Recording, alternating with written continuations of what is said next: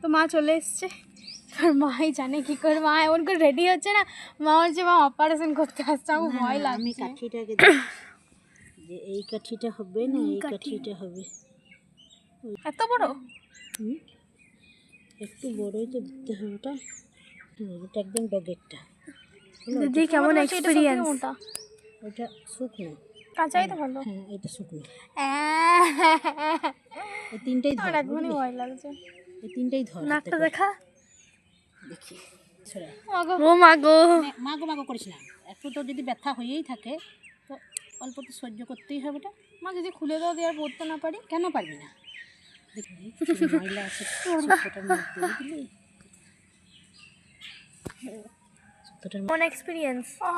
ব্যথা ব্যথা সুতোটা বার করতে হবে তো।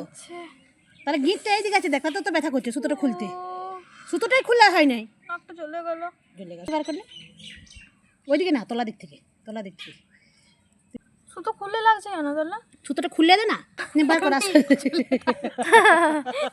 তাহলে তো উপরে ময়লা জমে জমে উপরটা বন্ধ হয়ে যাবে না। ইমা দিস নাক দিয়ে কি বেরোচ্ছে? না না জলদি কর, ঢং করি না। লাগছে তো, বার করতে টেনে বললে হবে? আমার লাগছে। গ্যাজ কেন মা? মরে যাবে লে।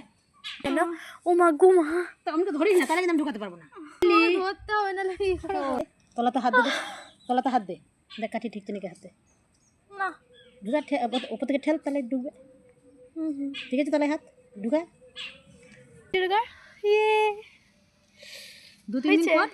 দু তিন দিন পর তারপর ইয়ে করে দিবি। তুই খুশি? বাবা এত মোটা মতো সুতোটা ঢুকেছিল ভেতরে।